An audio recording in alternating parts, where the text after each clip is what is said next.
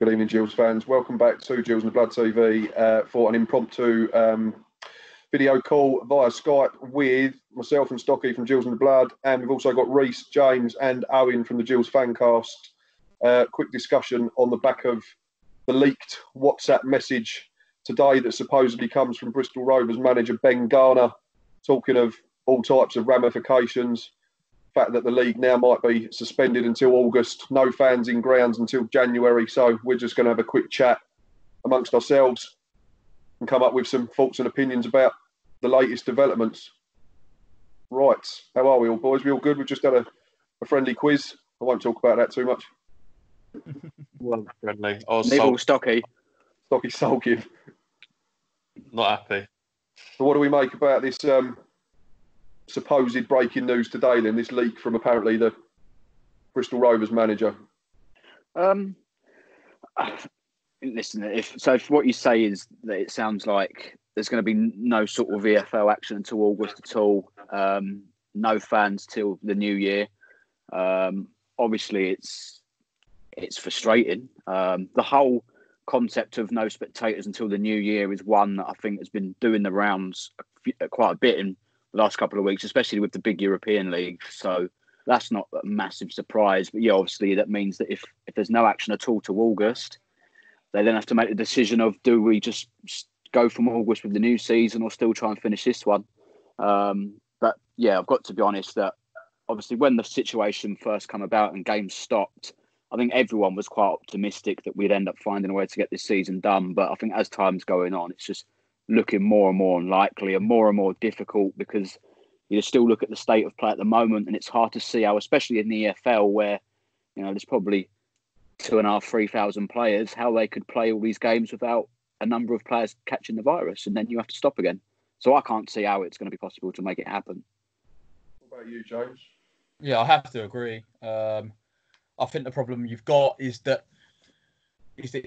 you go any longer than kind of July time, and really you are sort of running then the risk of affecting next season. And I was of one of the opinion that you shouldn't really be even thinking about next season, because it's so long away. But the problem you've got is that the longer you carry on and the longer you wait, the backlog of games, it will end up affecting next year. And then if you start playing in August, you've then got to start looking at the next season and go, well, when's the next season then going to start? And that's the issue, is that I think the best possible thing now is that we do, unfortunately, we end this season, but at the same time, I don't agree that it should be null and void. And teams don't get relegated and promoted. I think it should be done on a points per game basis. I think teams should be rewarded for all their efforts this year. The teams, certainly Liverpool, that have run away with the Premier League, as much as I dislike them, and then you look down lower down the pyramid, the teams of Leeds and West Brom. You've got to reward them who have been fighting for the top in the Championship for so long. I know League One obviously is a bit of a kind of one that's been tighter, but you go in even lower than that, and you look at Barrow, who have completely run away with the Conference Prem all season. How can you not reward them for their first chance of a football league? And I think it's the simple fact is that you try and bring it back with where this country kind of you are putting footballers' lives at risk ultimately, and I think we are in a sort of situation now where football is secondary to what is happening in this country at the moment. And ultimately, if you try and bring it back and one player catches it, you will have to stop again anyway. So that's the thing. And I think I was the same as you, James. I think I was the one that said as well, you had to worry about this season before you worry about next season, because we're in the middle of this season. It's the current one that's going on. But if I can come to you, Stocky, obviously there has to be a deadline though, doesn't there? In as much we can't just keep saying we've got to get this season done regardless of when that is, because if May runs into June and June runs into July and then July runs into August and September, we have to surely have a cut-off date, don't we? Yeah, I think so. I mean, I think it's all still hard. Like everything's up in the air in the world in general, let alone in football. I don't like the idea personally of this season just being ruled out, null and void. But then when football does start again, we go into a new season. I'll take your point that, you know, we've got to look at getting next season started because next year you've got the Euros and everything. But for me, it just don't sit right to cancel a whole league season. But So what would be your day, what would be your best case scenario then if you was in charge of it? I mean, obviously it's a hypothetical question. We know that, but the thing as well, it seems as if the government are quite keen for the Premier League to come back. But then I think I think that'd be the only league that comes back. And again, it'd come down to money. It'd be down to the money that the Premier League brings, you know, into the economy. And I don't think for teams like us, I think it was like James just said, players having to be tested twice a week. Probably demand for EFL players isn't as high as it would be for the Premier League teams to have all that done. So I think it's possible that we might not see EFL football for a while. But again, we've got the next deadline is the 7th of May, isn't it? So they're talking about a road back to normal life. We don't know what that's going to look like or how long that's going to be. So I think probably until this time next week, we won't know more as to what's happening with the rest of the world. But yeah, that's a fair point. Season ended rather than it just cancelled. But you've got to take into consideration, obviously, next season as well. For me, because I spoke about it on Twitter not too long ago, someone mentioned next season just being each team plays each other once, which for me isn't such a bad idea. But then how do you decide who plays at home, who plays away? How do you decide stuff like that? Do will there be teams who get more advantages over other teams? Or some teams might get to play more home games than other teams? Or how's that decided?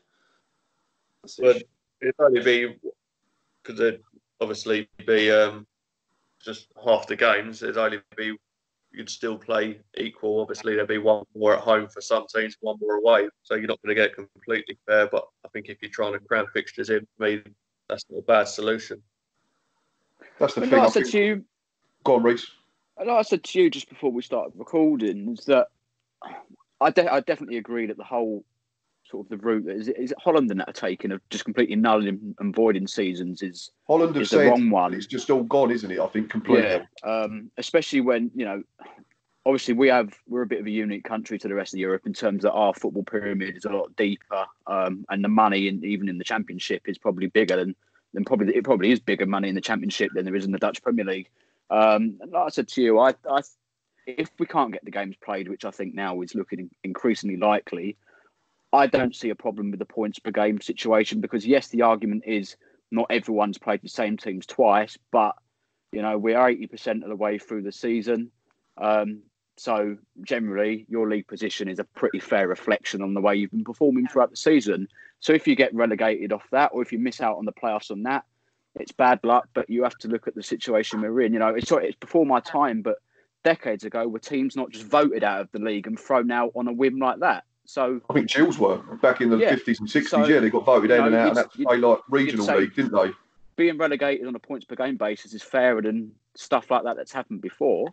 I mean, there are some teams that it would suffer because I think Peterborough are fifth at the moment on points per game. They'd miss out on the playoffs. But I jumped up about 3 places, I think. Yeah. What happens with playoffs anyway? So if you make the playoffs, you still can't play. So who goes up? Maybe it just have to be the top 2 go up, and that's it. Because I mean, I was listening to Carl Robinson, the Sky Sports News this morning, and it was quite interesting listening to him because the Oxford are right in amongst it, aren't they? At the moment, they could make the top 2, and even he said he went at the end of the day, if we can't get the games played, we have to end it, and we just go into next season. And they was like, what does it mean if you don't get promoted?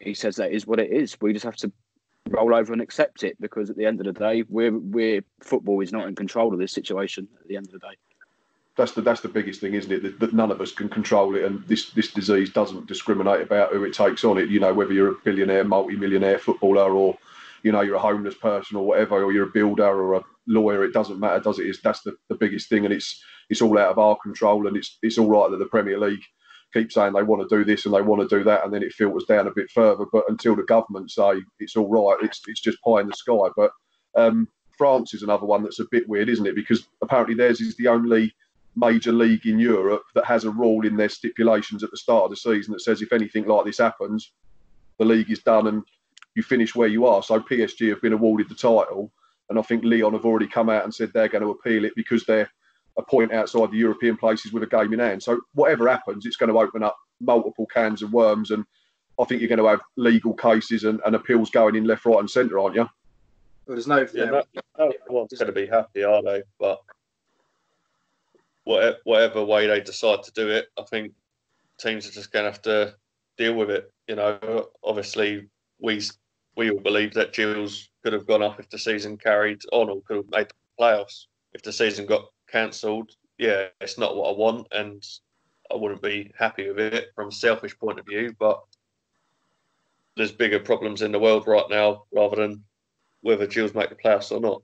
That's true. So I'm getting to the stage now where I think for League 1 and 2 clubs, forget what the table looks like at the moment. I think the main priority is make sure when next season starts, we still have a football club to go and watch.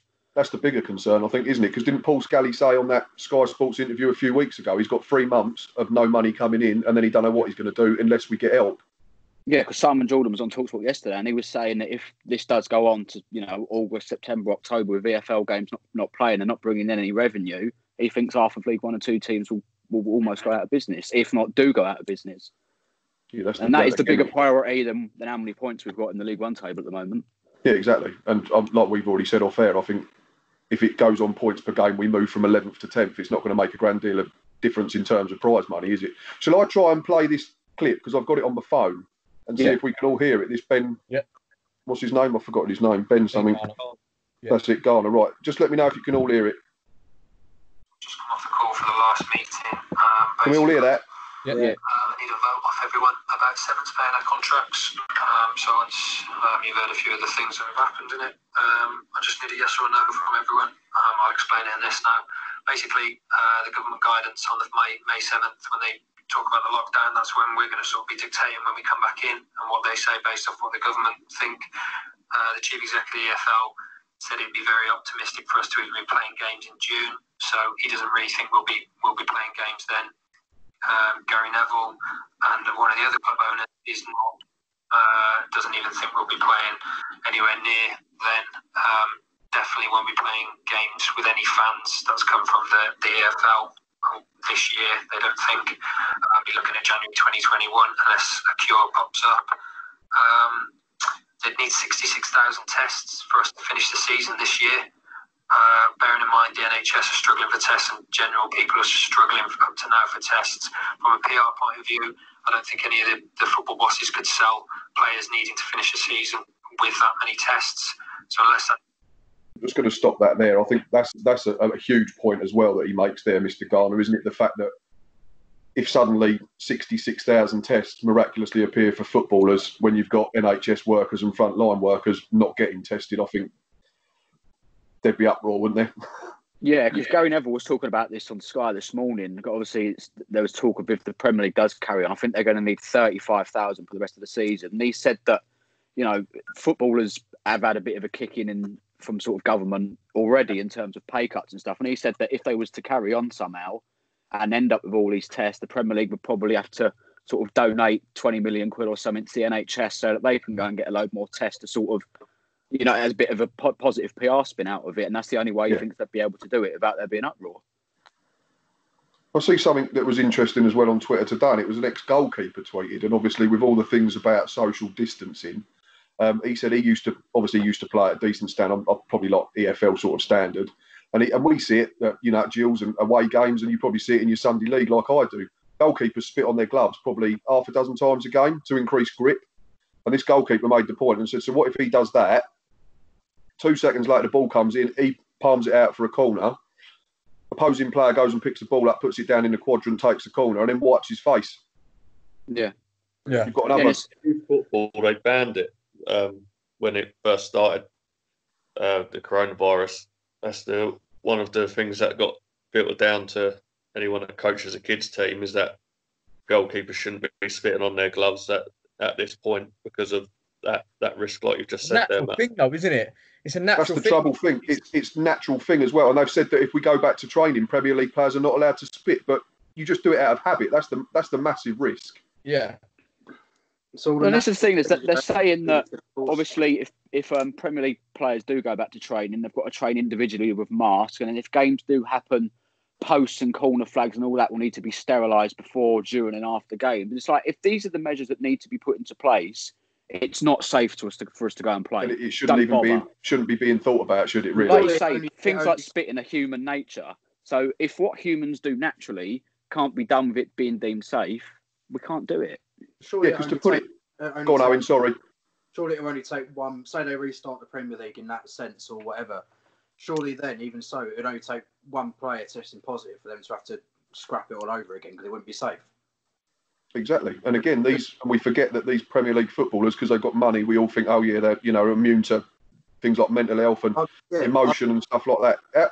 That player wouldn't forgive themselves if he went and infected a family member and a family member died. Who did we say it was earlier? Was it Aguero who came out and said that players start playing? It was exactly that, isn't it? Like it's almost like not being forced. You feel like you have to play because I think Boris Johnson said the other day, was saying that football gives the nation a lift during times like this. But like, if you're a footballer, as you say there, like you are unlucky enough to get the virus, and then you obviously start thinking in your head like, oh, who have I touched? Who have I played with? All my teammates are probably going to have it. I can't go home because my family will get infected, and it just starts all over again. I see it as a massive risk to, as Reece said, put all those precautions in for them to play, where all it could take is one player getting it, and then effectively in terms of football and all the precautions you put in place, you're straight back at square one again. And people who don't like football or just see it as there because of all the money, or that they'll be right up there, rightfully so, demanding it not being played because it's not safe, and you can't really argue with it. And if players themselves are coming out and saying they're not sure they want to do it, if you can't convince the players to do it, then does money go ahead of that, or do you actually listen to what they say? And talking about from the point of view of the powers that be above and what they want to be doing, but I don't know, it's a massive risk that don't sit well with me. And with the money thing we mentioned earlier, Premier League are all right because they don't rely on fan attendances for their income. They rely on the TV money and whatnot that comes of that. But teams like us, we need it. It's all we really have. And if we're not playing with fans until January next year, whatever, that's going to be one, terrible for us because what we're going to do with our life, and secondly, just I don't know what you're going to do with it. I mean, are we forced into maybe selling Ogilvy or Tucker just to create some money? No. Who's going to buy them though? Who's going to have the money to buy them? Premier League teams might not want them. But this is the problem as well for not just clubs but players in League 1 and 2. There's I think Gary Neville said that in League 1 and 2, 50% of players are out of contract at the end of the season. Teams are going to need lower budgets next season. They're going to need smaller squads next season because of this. It's natural. There is going to be probably 20% of EFL players this season will struggle to make a game in professional football next season because of what's going on. That's going to be people out of jobs at the end of the day. You are going to see I would not be surprised if the Football League next year was teams full of academy players, full of youngsters.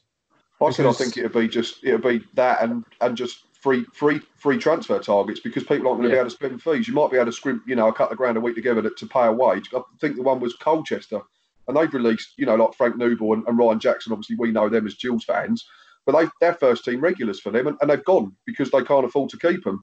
Because I had a chat, I think, with someone on the Facebook page, and does Ryan Jackson then become a feasible target for us because he's an half decent right back, he's local, and he won't cost a fee, and he's minimal wage? Yeah.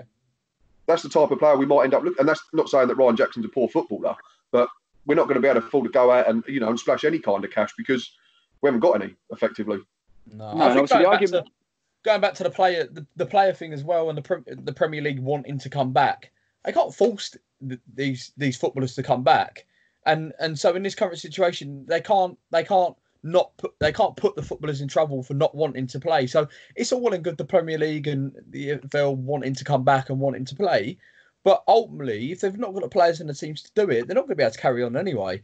And that's the issue, is that the fact that because the players don't feel safe, and quite right, they don't feel safe. They like Reece hit the nail on the head. If you are trying to put measures in place to make it safe, you shouldn't be doing it in the first place. You shouldn't be doing it at all. And ultimately, I think now you just the problem is that it's going to be for clubs like for Gills is that financially, if fans are not going to come back until 2021, we are amongst other clubs in big trouble. We are looking at not having a football club anymore. And that you're right, because if Paul Scully said 3 months, you're now looking at least 7 months without income. Anyway, I'm going to move this on. I'm just going to put this Ben Garner clip back on again, and then we can discuss the next sort of segment. So, drastically, they're talking about us not getting the season finished and the season being decided on sporting merit. So 3 promotions from every league. So the Premiership will have another 3 clubs, and if they were down the pyramid, no relegations, and then that would obviously have to be absorbed the season after. So there'd be more relegations, etc. The owners of football clubs have got to have a duty, or they've got a contract, or legally have to provide a safe working environment for their employees. And if we are still being told to social distance, how we can run around and tackle and what have you, everything to play football when you're meant to be social distancing, unless we're doing weekly tests of clubs. A lot of people on the call can't even see the season finishing, so who knows what will happen there. The most important thing is that they say that the player welfare is the priority, and one of the most important things is the contract situation. Legally, they can't enforce clubs to extend our contracts, so if people are out of contract on June 30th, technically you'd get your July severance pay. Legally, they can't enforce it. FIFA are going to be releasing something advising clubs to do that, but the general consensus from clubs now is that they've told the EFL they won't be paying players extra or extending contracts because they can't afford to do it. So there's the 2 next huge points, isn't there? And then when it comes back to the simple point there, that last point that Ben Garner's just said is that clubs are not going to carry on paying players or whatever, cut players out of contract. Our players going to want to go and risk their lives, and because ultimately we don't know if this virus is still going to be about come July. Are players out of contract going to want to risk their lives running around for a football club that are not paying them? Probably not. Meaning that football teams are then, if you've got, say Gills, for example, have got a squad, and we say we've got a squad of 22 players, and we say, I don't know, 13 of them are out of contract. Well, we're buggered then, aren't we? Because we're probably going to be playing our under 18s for the remainder of the 9 games. Then it comes straight away we've got 5 loanies. So if they all go back to their parent club, we can't. Yeah, I think there's talk of contracts as well, and the whole concept of speaking to FIFA and try and get it sorted so that players that are out of contract, clubs can get them extended. That ultimately, at the end of the day, comes down to each player on an individual basis. And don't get me wrong, I think a large proportion of players would take the situation into account and agree to it. But say, for example, I know he's not, but for argument's sake, Jack Tucker was out of contract in this summer, and he knew that there is Premier League top-end Championship teams looking at him. Why would he then extend his contract at Gillingham for a month, where he could go out and play a game and get injured for a year, and then be left with no job? He would surely then say no. Or contract coronavirus. Potentially as well. Put the rest of his career at risk. Exactly. But the other thing there, Stocky or Owen, just to bring you in as well, because I think me, Reece and James have been doing most of the talking, was the whole social distancing thing as well. How are we expected to go and let players play a contact sport where you've got to mark each other, shirt grabbing hold of each other? We all know how football works. How can we possibly go and allow that when we can't even go in the street and stand within 6 foot of another person? Well, exactly. And the thing is, with footballers, it's in, people, you can't exactly say in a football pitch, like, it's impossible to social distance in a game of football, isn't it? You can't say some guy's going to whip in a corner, just give him 2 yards of space in front of you, so you don't touch him, and he goes and scores. So it's just natural instinct. Like it just happens, especially a footballer. You're gonna someone's running past you, you're gonna grab them by the shirt because it's like your natural instinct to try and stop them. It's just in the mind. And I think we're in lockdown at the minute. If you see football coming back and seeing people that able to be breaking the 2 metre distance, whatever, for a sport, you think, hold on a minute, why? If they're not doing that, why am I still stuck inside the house for like the 7th or 8th week or something? Why can't I go outside and socialise people I know if they're being able to do the same thing? And it's just all very messy, and I think there's no way of sorting it in which everyone's going to be happy and everyone's going to be on the same page, because there's too many reconstructions for every single option. I just think that, you know, with football coming back, if it does come back, it's just going to be. Well, I feel weird for a start, seeing it as it is, and I wouldn't be surprised if it came back and then it also stopped very quickly afterwards because something happened in that sense. Like Reece said, if someone goes and plays for free and contracts virus, and like I said earlier, it takes one person to contract something for it to go back to pot again.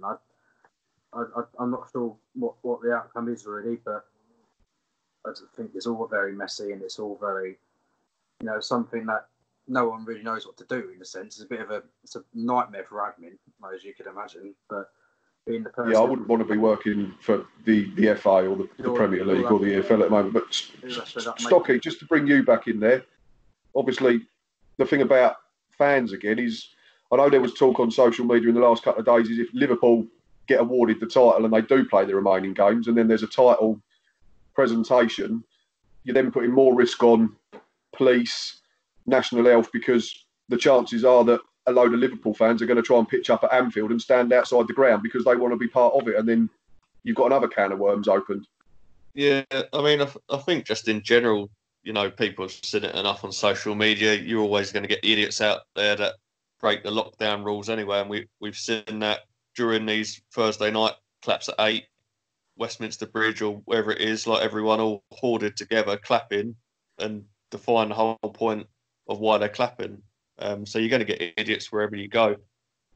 I think at the moment, like I said, everything's still up in the air, but I think one of the kind of early indications was that if football does return, it's not going to be with fans.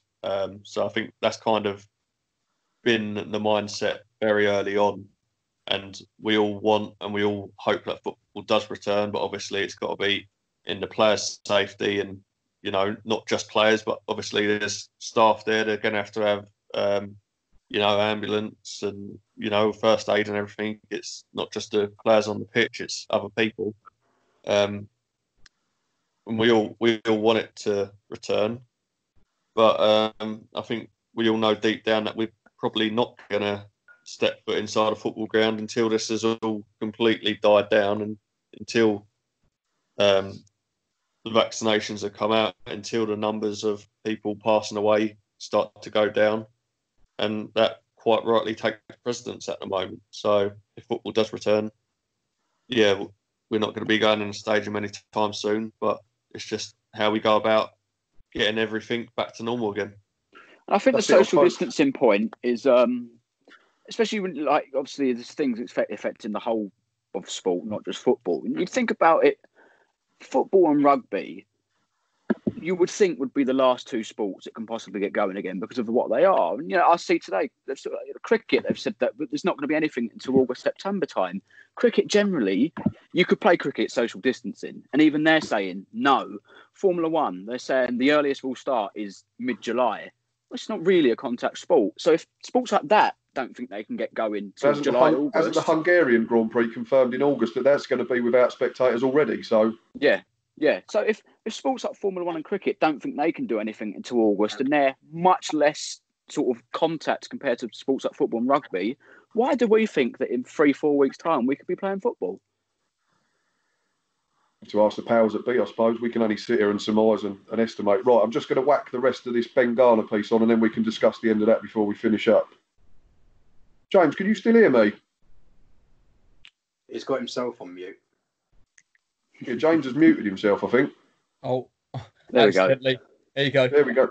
Sorry, mate. It's because I had a funny symbol. Right, I'm just going to play the rest of this Ben Garner piece. Whether that becomes a full blanket agreement or it's done individually, I don't know, but I'd imagine it'll be one or the other. It'll be one or the other in terms of all clubs will do it or they won't. It won't be done individually because some clubs won't be able to play. the issue is with the severance pay. If our season was to be done and go into July, if you're out of contract, and obviously this doesn't apply to some lads because they've got a contract for next year anyway. If you are out of contract and our season ran into July and we knew our contracts won't be extending, would you be prepared to play through July knowing you wouldn't be paid severance pay for the month of August? And would you be prepared to play knowing you weren't getting another contract for next year? Obviously, our severance pay, when our contracts run out in June, is for the month of July, and it's there to protect you in case you don't get another club for the next season. So if you were playing throughout July and you knew you'd finish in July, end of July, and then from first week in August, you weren't going to be compensated by the club, would you be prepared to play? They want to know roughly figures of yes or no, so they can take it back to the clubs and basically inform them, because a lot of the clubs have categorically said they will not pay past that. So don't know what ours have said, but some of the club owners on the call have said they categorically will not pay that. But if a lot of the players have said they won't play, then maybe that will force the hand. Don't know, but I just need to get a vote in of what everyone thinks. So just stick yes or no in the group, please. Cheers, boys. Right, that's the end of that. It's I've just noticed who the player is as well. It's just come up. Apparently it's Alex Rodman that's leaked it. So be interesting what ramifications he gets as an individual. But I think that was just about. Again, it comes back to the risk of injury, doesn't it? Which we've already discussed, I think, and touched on the fact that players are not going to risk, playing for a club that's not going to pay them and put their future career in jeopardy, so to speak. Because you only need someone to break a leg and they're out for 6 months and no pay for 6 months. Yeah, it kind of sounds like that they're going to get that money anyway, regardless. Like if their contract, under normal circumstances, if their contract ended, they would get paid in July. But then it's kind of like they're asking the question, are you willing to actually play football? And then, like Reece said, they could then get injured and that's it. No, and you can see it from the club's point of view as well. It's what he's saying there is it sounds like some club owners are saying, well, your contract ends at the start of July. If you play and the season goes on beyond that, you won't get paid. You can sort of see it from the club's point of view, because at the end of the day, especially like I said earlier, clubs have got to worry about their own futures first and foremost. But sort of side question, obviously, like we were saying about players out of contract, and next season a lot of EFL teams might have younger and smaller squads. It might be a bit crap for a year and a half, but do you think in the long run this is kind of what football needs financially?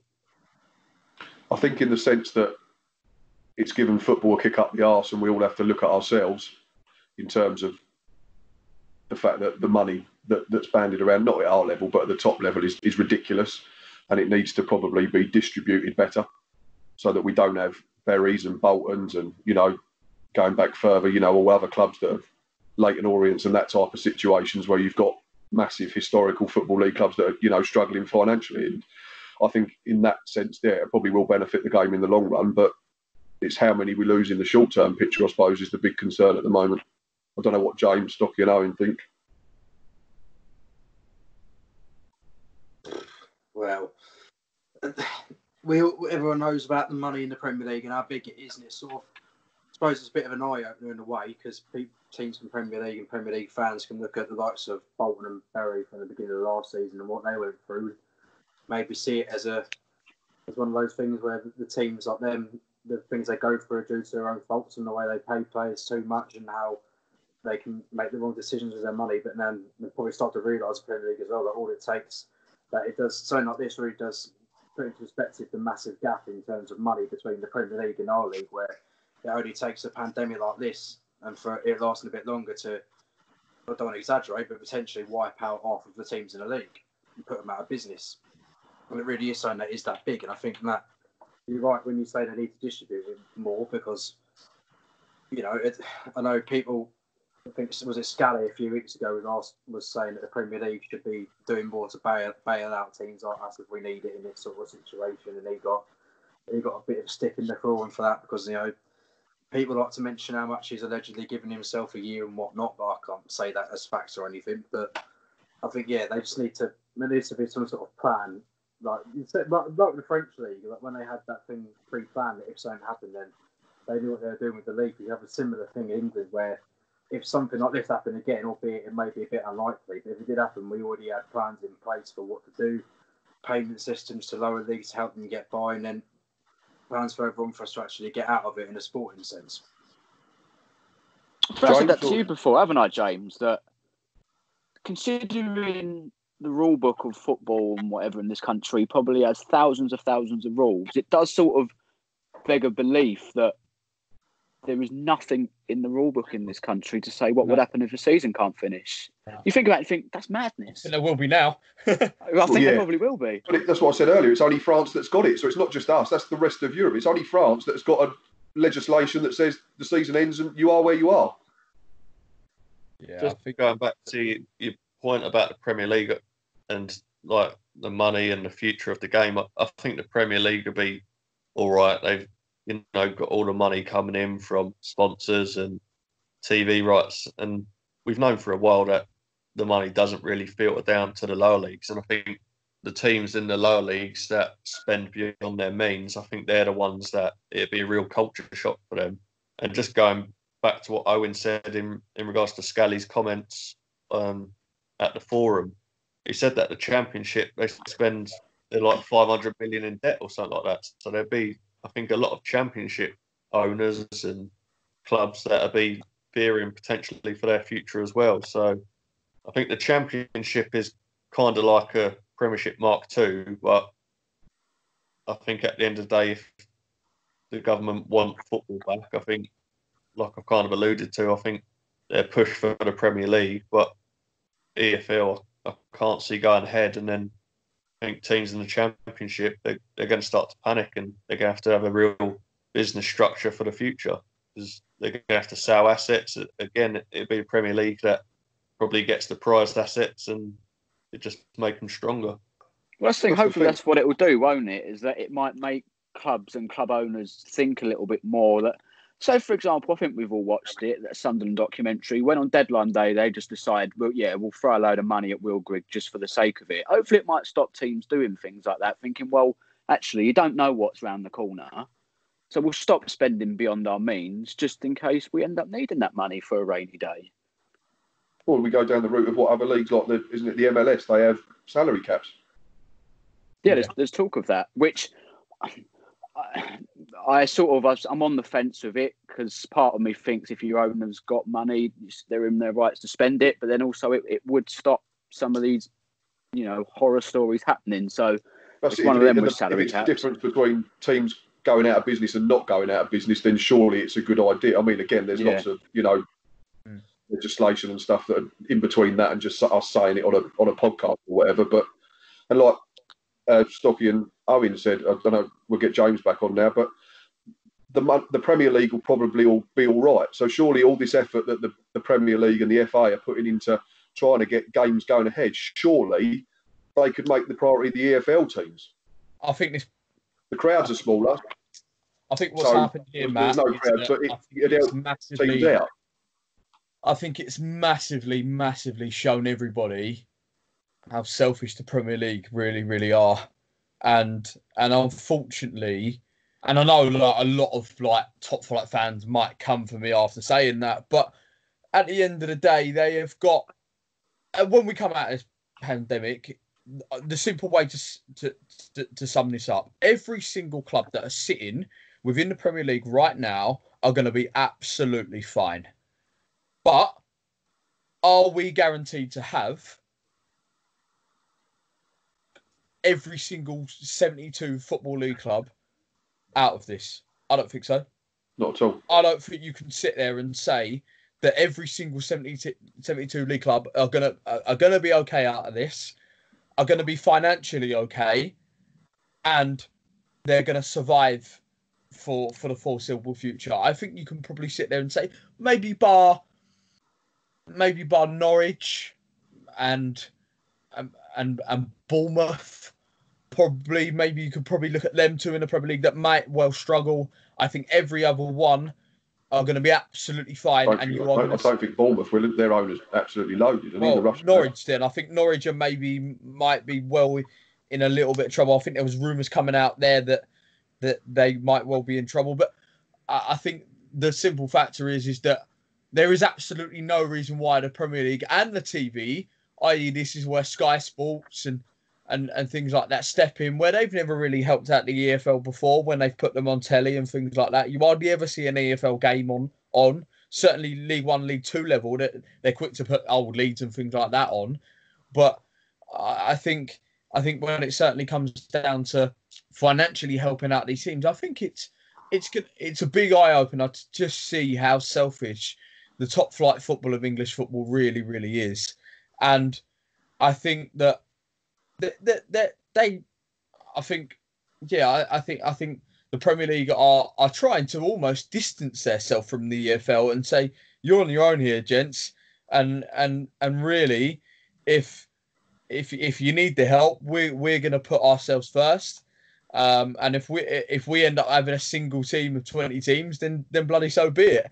But I think that's the issue, is that are the EFL going to help out their own teams now? That's because ultimately the way the EFL are going to now have to look at it is that if the EFL don't step in here big time, there isn't going to be an English Football League next season, because you're not going to have enough teams participating in it. So, and Premier League now have to, look at stepping in, because they might have to look at the EFL and say, well, if there's so many teams struggling, we might have the same 20 teams for the next 2 years. So, or James, they could introduce a B team for the La Liga, couldn't they? Well, that's what they've wanted for the past 4 years. They've been speaking about it, haven't they? Because, like you so say, they might James, get their wish. Like A you say, massive check of trade. Because what you say about Sky and the Premier League is right. And the cynic in me thinks a big proportion of the reason why the Premier League is so desperate to finish this season is because they're scared of losing out on the astronomical TV revenue that they get from Sky and BT. And that's why they want to play. And the other thing is it's all relative in terms of, Premier League's a struggle in the sense that they can't play their South American superstar 120 grand a week next year. Whereas the difference between them being financially impacted for something like that, as opposed to a Gillingham or a Southend going out of business, it's a huge ramification for lower league clubs compared to what the financial implication is for a Premier League team. They might not be able to go and spend 30 million on a new striker, whereas lower league supporters might not have a club to go and watch. No, exactly. And the thing is, it's not even like the amount of money that's in the Premier League. I think I heard them say earlier, the team that finishes bottom of the Premier League gets £120 million.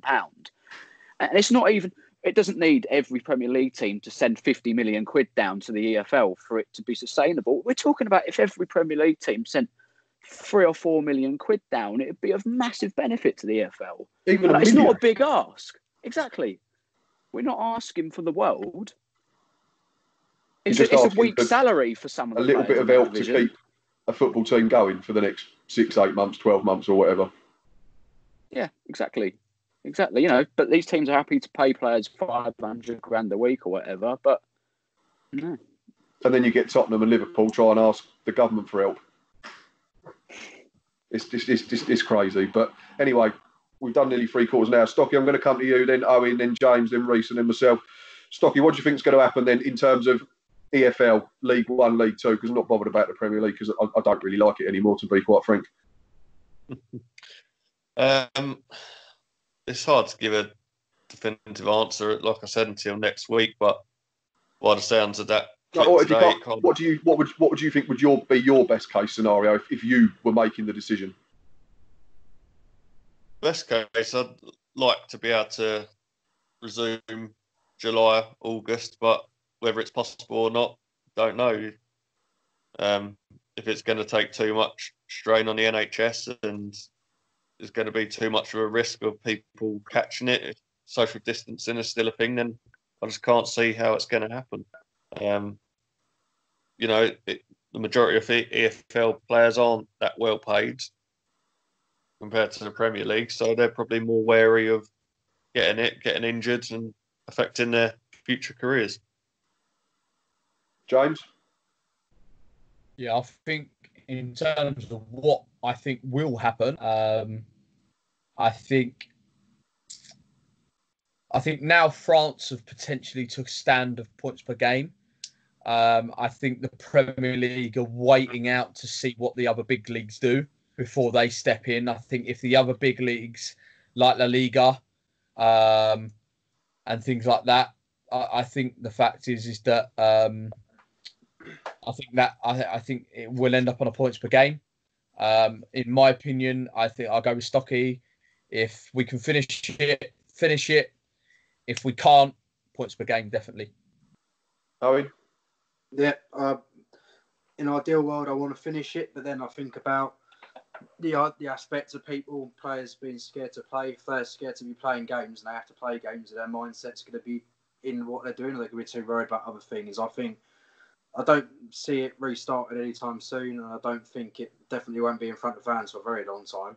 But I agreed with what Reece said before. I think points per game is probably the best way to go about it. And I know, some teams I think it's harsh because, they'll be in a different position to where they are now, perhaps, like the Peterborough and whatever. But I think points per game total is a good indication of where you have been for the season and where your average would have been. Well, what you've done this season, I think that's a fair enough way of doing it. Obviously, as I've said, there's never going to be the solution which pleases every team, is there? Because some will get what they want, and then some will think they can have that. Why can't I have this in a different situation? We'd be placed here, we wouldn't be placed here, and it's an impossible situation to make everybody happy. But I think points per game, in a sense, I think at least is probably the fairest way of going about it. And it'd be unfortunate for some teams who miss out on certain things or go down because of this sort of thing, but it'll give just reward for the teams who do deserve it, like the Liverpools, Leeds, the West Broms, etc. So I, of course, would want it to finish, but I think realistically, points per game is the best option I can think of right now.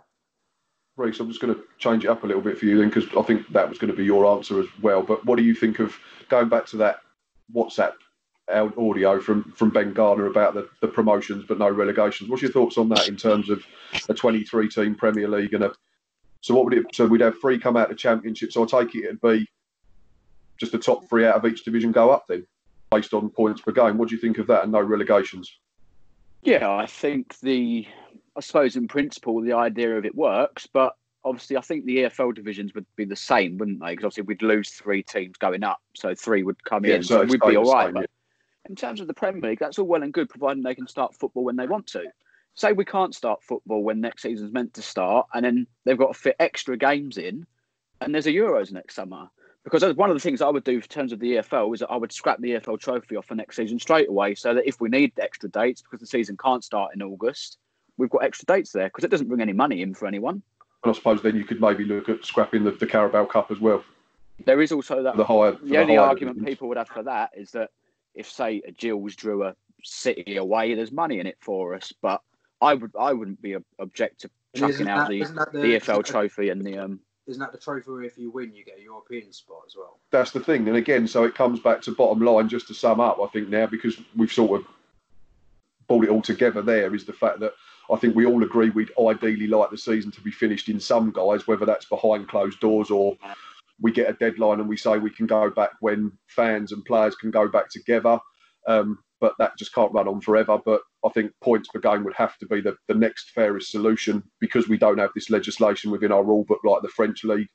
Again, we've all agreed that whichever way it happens, there's going to be loads of cans of worms get opened. But it's not like teams have got 4 or 5 games in hand on each other. You're looking at 1 or 2 at most. So like recent, I think all of us have touched on at some point, all the teams in every league are where they are, and they're not going to change too much. So you're just going to have to, take it on the chin, so to speak. And it comes back to the fact that there's bigger issues in the world at the moment. But I think the biggest thing to sum up is whatever happens is there's going to be ramifications that roll on, regardless of what the choice of the FA and the Premier League and the EFL make. Is that a fair summarisation, fellas?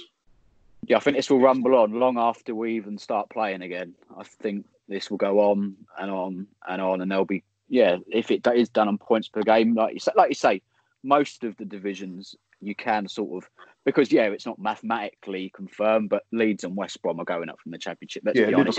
Liverpool are miles clear in the Premier League. Sorry, it's like I say, people maybe Peterborough from our league, if they miss out on the playoffs and points per game. But like I said to you, I think at the end of the day, you just have to say to them, look, have you still got a club here to play?